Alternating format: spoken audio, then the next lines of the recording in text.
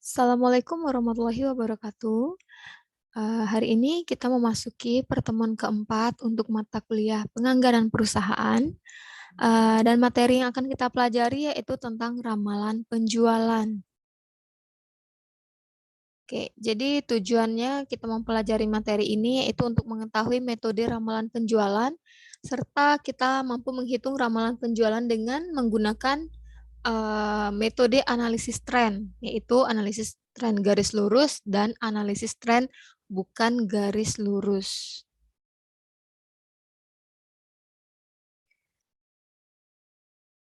Pertama kita mengetahui dulu apa itu ramalan penjualan. Jadi ramalan penjualan itu merupakan proses aktivitas untuk memperkirakan produk yang akan kita jual di masa mendatang.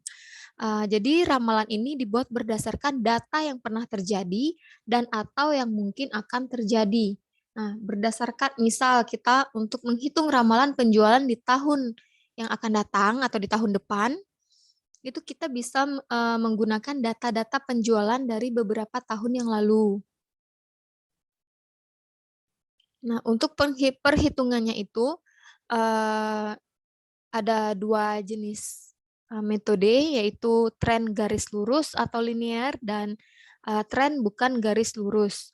Nah, jadi kita menggunakan analisis tren untuk menghitung ramalan penjualan. Jadi analisis tren ini adalah salah satu metode statistik yang biasa digunakan dalam meramalkan penjualan.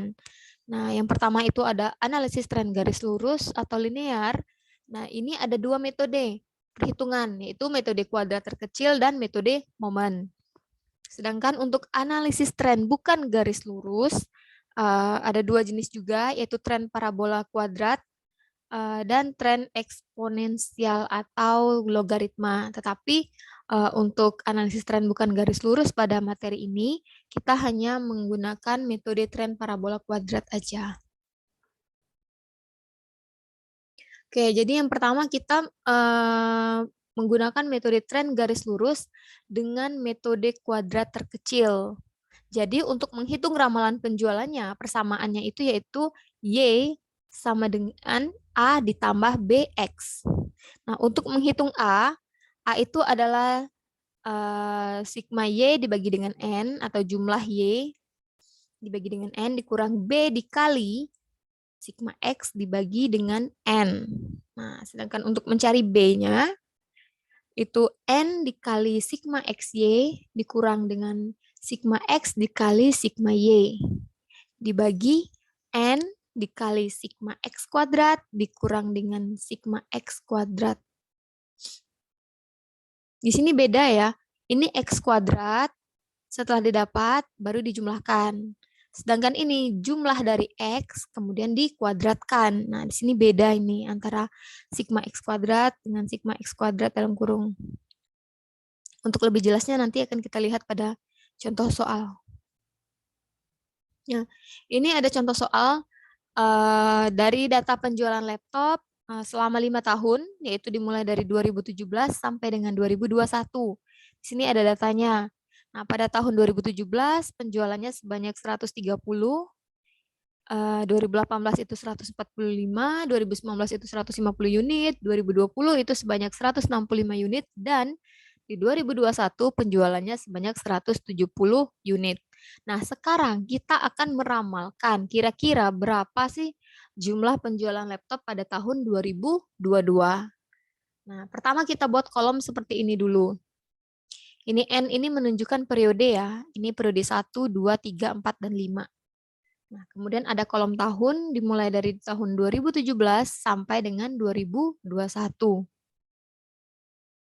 Ini Y ini adalah jumlah penjualan yang kita dapat dari soal.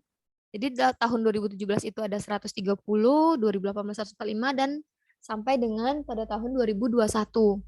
Nah, kemudian dijumlahkan 130 ditambah 145 tambah 150 ditambah 165 ditambah 170, dapatlah hasilnya 760. Itu untuk total penjualan selama 5 tahun. Kemudian di sebelahnya itu ada kolom X. X ini dimulai dari 0. 0, 1, 2, 3, 4. Nah, kemudian dijumlahkan. Dapatlah nilai X itu jumlahnya adalah 10. Nah, kemudian di sampingnya itu adalah X kuadrat. X kuadrat itu ya berdasarkan nilai X. 0 kuadrat hasilnya 0, 1 kuadrat 1, 2 kali 2, 4, 3 kali 3, 9, 4 kali 4, 16. Nah, setelah itu dijumlahkan, hasilnya adalah 30. Dan kolom terakhir yang paling kanan itu adalah X dikali Y. Untuk tahun 2017, X-nya 0, Y-nya 130. Nah, 0 kali 130 kan 0. Kemudian 2018, 1 dikali 145. Tahun 2019, 2 dikali 150 dan seterusnya. Nah, kemudian dijumlahkan dari 0 ditambah 145, ditambah 300, tambah 495, ditambah 680, dapatlah hasilnya 1620. Nah, setelah data-data ini kita dapat nilai jumlah Y-nya, jumlah X kuadrat, dan jumlah X kali Y, baru kemudian kita masukkan ke dalam rumus. Pertama, kita hitung dulu B-nya. Nah, ini kan ada rumusnya berdasarkan slide yang sebelumnya. Tinggal kita masukkan angka-angkanya. N ini kan periodenya kan ada 5 tahun, berarti N-nya 5. Ini jumlah XY, lihat pada tabel sebelumnya. Jumlah dari X kali Y itu adalah 1620. Kemudian dikurang dengan sigma X. Sigma X itu adalah 10, sedangkan sigma Y adalah 760. Dibagi dengan N-nya ada 5, karena ada 5 tahun. N ini adalah periode. Kemudian jumlah dari X kuadrat. Nah, dilihat di sini X kuadrat nilainya adalah 30. Maka di sini nilai X kuadratnya adalah 30. Sedangkan di sini adalah sigma X, kemudian dikuadratkan. Nah, sigma X di sini nilainya adalah 10. Jadi di sini di dalam kurungnya 10 dikuadratkan. Pertama hitung dulu, 5 dikali 1620, dapat hasilnya 8100. Kemudian 10 dikali 760, dapat hasilnya 7600. Baru dikurangkan. 8100 dikurang 7600, hasilnya adalah 500. Untuk bagian bawahnya 5 dikali 30 dulu. 5 dikali 30 adalah 150. Dikurang dengan 10 kuadrat itu adalah 100. Nah, 150 dikurang 100 itu 50. Jadi nilai B-nya adalah 10. Setelah kita dapat nilai B, kita mencari nilai A. A ini rumusnya adalah sigma Y dibagi N dikurang B dikali sigma X dibagi N. Di sini kan kita sudah tahu nih sigma Y-nya kan sama nih 760, N-nya 5 dikurang B, B-nya nilainya 10. Ini 10 dikali dengan sigma X adalah 10 dibagi dengan 5. Nah, 760 dibagi 5 itu hasilnya 152. Kemudian 10 dibagi 5 itu kan 2. 2 dikali 10, 20. Nah, nilai A 152 dikurang 20 hasilnya adalah 132. Nah, setelah kita mendapatkan nilai B dan nilai A, barulah kita cari persamaan Y-nya. Untuk mengetahui berapa sih ramalan penjualan di tahun 2020. Nah, rumus Y itu kan A ditambah BX. Nah, A-nya itu kita sudah dapat nilainya 132. Nilai B-nya adalah 10, sedangkan X-nya adalah 5. Jadi 132 ditambah 10 kali 5 itu 50, hasilnya adalah 182 unit. Nah, ramalan penjualan pada tahun 2022 diperkirakan sebanyak 182 unit.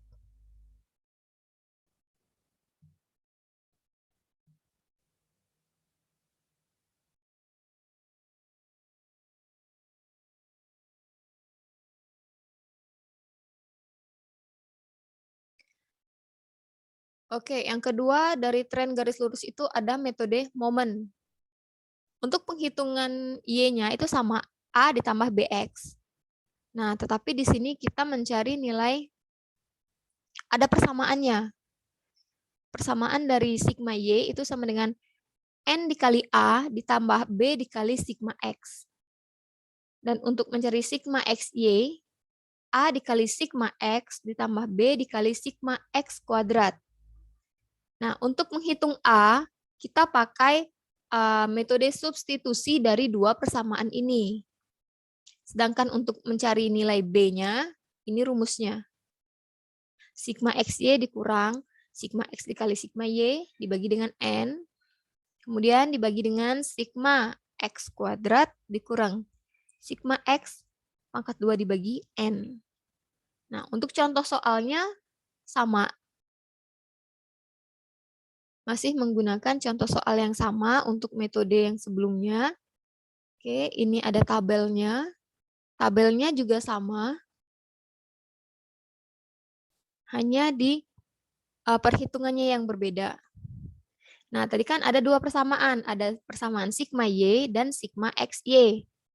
Berdasarkan tabel slide sebelumnya, kita masukkan angka-angkanya. Jadi sigma Y ini kan nilainya 760. Sama dengan N-nya kan 5 dikali A. A-nya kan belum tahu, jadi ditulis A.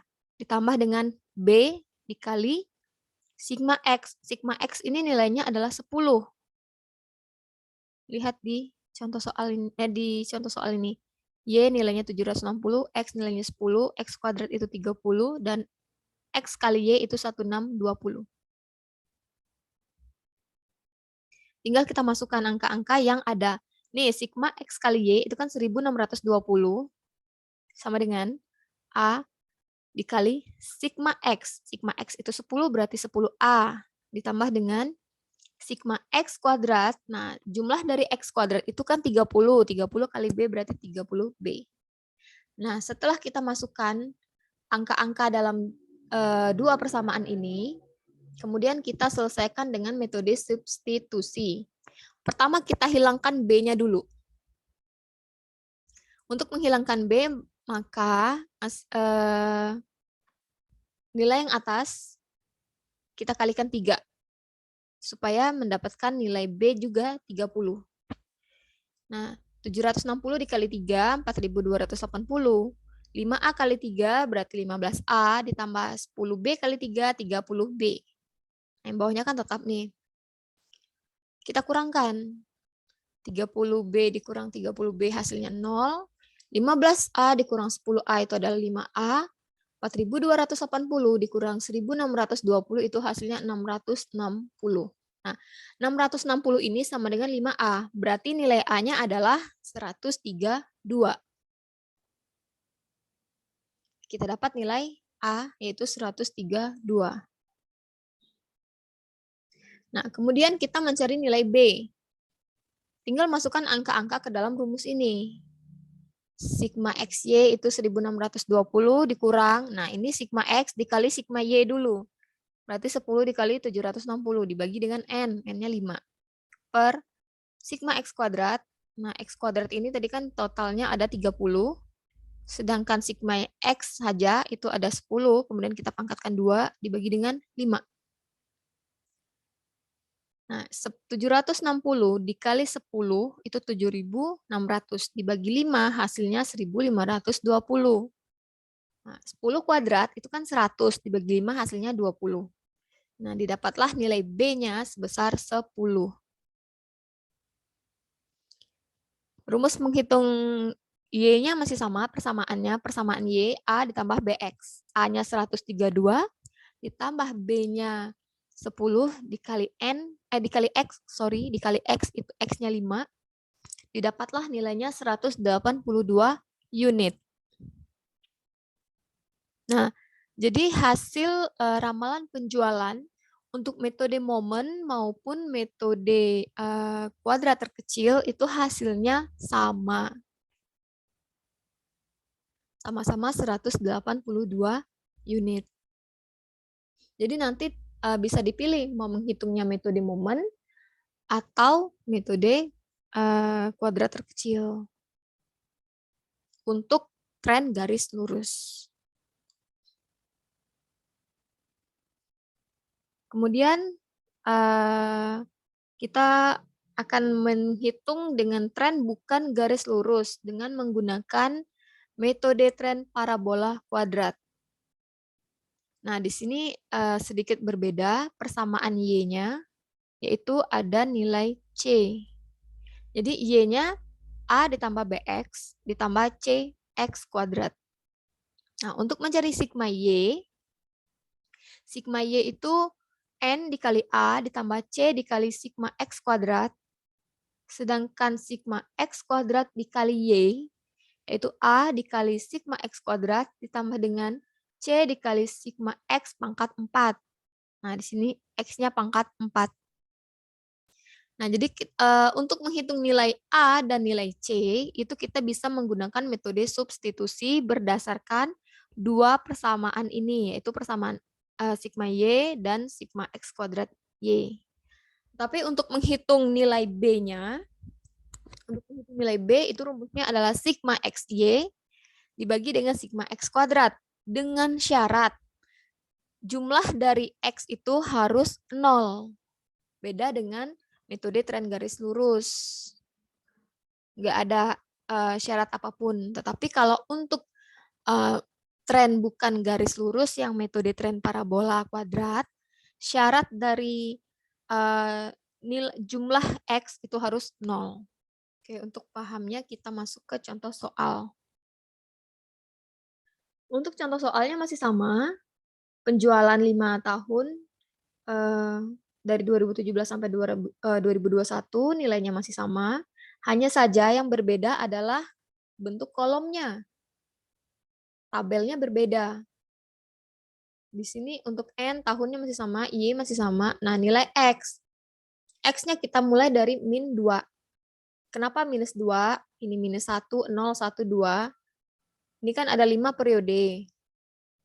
Jadi supaya nilai jumlah dari X ini ada 0, maka kita mulai dari minus 2. Minus 2, minus 1, 0, 1, 2. Karena kalau dijumlahkan, nilainya adalah 0. Sesuai dengan syarat tren bukan garis lurus.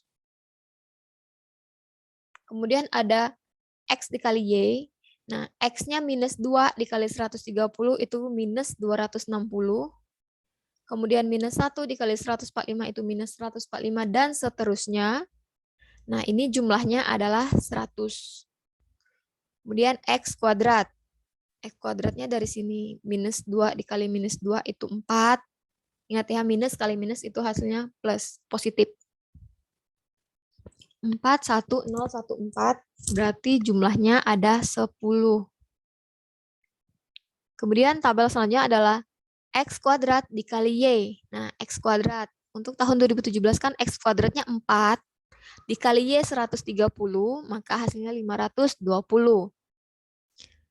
Tahun selanjutnya X kuadratnya 1. Y-nya 145, maka 1 dikali 145 hasilnya adalah 145 dan seterusnya. Sehingga jumlahnya adalah 1510. Nah, dan tabel terakhir itu adalah X pangkat 4. Nah, X-nya di sini, minus 2. Minus 2 pangkat 4, artinya minus 2 kali minus 2 kali minus 2 dikali minus 2, hasilnya adalah 16. Minus 1, itu dipangkatkan berapapun hasilnya 1. Dan seterusnya, setelah dijumlahkan hasilnya adalah 34. Nah, setelah kita buat tabel seperti ini, kita dapatkan jumlah dari masing-masing ini Y, X kali Y, X kuadrat kali Y, dan X pangkat 4. Kita masukkan ke rumus. Untuk tren bukan garis lurus metode tren parabola kuadrat, itu kan tadi ada dua persamaan. Ada persamaan sigma Y, dan satu lagi persamaan sigma X kuadrat dikali Y. Nah, tinggal kita masukkan angkanya. Sigma Y itu kan 760. N-nya 5 periode. Di sini N-nya kan ada 1 sampai 5. Nah, kemudian A belum diketahui. Berarti 5 kali A, 5A, ditambah dengan C belum diketahui, sedangkan sigma X kuadratnya adalah 10. Nah, berarti 10 kali C adalah 10C. Nah, ini sigma X kuadrat dikali Y itu 1510. Kemudian sigma X kuadratnya 10 dikali A berarti 10A. Sigma X pangkat 4-nya adalah 34, dikali C berarti 34C. Sama seperti sebelumnya, setelah kita masukkan angka-angka pada dua persamaan ini, kita selesaikan dengan substitusi. Nah, di sini kita bisa menghilangkan nilai A. Ini ada 5A dan 10A. Berarti yang atas kita kalikan 2. Supaya mendapatkan nilai sama 10A. 760 kali 2, 1520. 5A kali 2 itu 10A. 10C kali 2 itu berarti 20C. Nah, di sini kan 10A-nya sudah sama, tinggal kita kurangkan. 1520 dikurang 1510 itu adalah 10. 20C dikurang 34C itu minus 14C. Berarti C hasilnya adalah minus 0,71. Kita sudah mendapatkan nilai C. Kemudian kita mencari nilai B. Rumus B itu adalah sigma XY 100 dibagi dengan sigma X kuadrat itu 10, berarti didapat nilai B-nya adalah 10. Kemudian kalau sudah kita dapatkan nilai C dan nilai A, terakhir kita mencari nilai, setelah kita dapat nilai C dan B, terakhir kita mencari nilai A. Nilai A itu bisa kita masukkan ke dalam salah satu persamaan. Nah, di sini saya menggunakan persamaan yang atas. 760 sama dengan 5A ditambah 10C. Nilai C-nya kan sudah diketahui, minus 0,71. Tinggal kita masukkan saja angkanya ke dalam persamaan yang atas. Sebenarnya bebas ya, mau persamaan atas boleh, persamaan bawah juga boleh. Karena angkanya bulat, saya lebih memilih untuk, karena angkanya mudah dihitung, saya menggunakan persamaan yang pertama, yaitu 760 sama dengan 5A ditambah 10C. Nah, C-nya kita sudah tahu nilainya minus 0,71. 10 dikali minus 0,71 itu kan minus 7,1. Berarti 5A sama dengan 760 dikurang dengan minus 7,1. A-nya 767 ini, 760 minus ketemu minus berarti plus, berarti ini ditambah. Hasilnya ada 767,1 dibagi dengan 5. A nilainya adalah 153,43. Nah, kita sudah mendapatkan nilai A, B, dan C. Tinggal kita masukkan ke dalam persamaan Y. Di mana Y itu adalah A ditambah BX ditambah CX kuadrat. Nah, A-nya sudah kita tahu 153,43 ditambah B tadi 10, X di sini 3. Berdasarkan ini ya, 0, 1, 2, berarti kan X-nya hanya ada 3.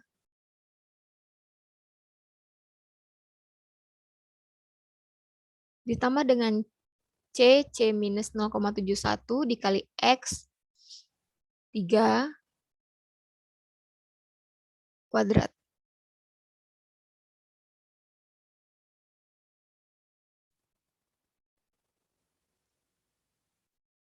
Tinggal kita hitung 153 ditambah 10 kali 3 itu 30. Ini minus 0,71 dikali 3 kuadrat, itu minus 6,39. Nah, 153 tambah 43, 153,43 ditambah dengan 30 dikurang dengan 6,39. Hasilnya adalah 177,04 unit atau 177 unit. Berarti dengan metode dengan tren bukan garis lurus, metode tren parabola kuadrat diramalkan penjualan laptop pada tahun 2022 itu sebanyak 177 unit. Oke, itulah penjelasan singkat tentang ramalan penjualan. Jika kurang dipahami bisa diulang lagi, bisa dipelajari juga dengan membaca buku-buku atau referensi yang lainnya, mencoba menghitung sendiri. Nah, ini tugas untuk pertemuan selanjutnya. Ini tugas materi ini yang akan dikumpul pada pertemuan selanjutnya. Jadi di sini ada data penjualan mobil selama 4 tahun, dimulai dari tahun 2018 sampai 2021. Ini kolom Y itu adalah jumlah penjualannya. Nah, silahkan dihitung berapa penjualan untuk tahun 2022 dengan menggunakan tren garis lurus kedua metode yang telah dipelajari. Selamat belajar, semoga apa yang saya jelaskan bisa dipahami. Mohon maaf jika ada kesalahan. Assalamualaikum warahmatullahi wabarakatuh.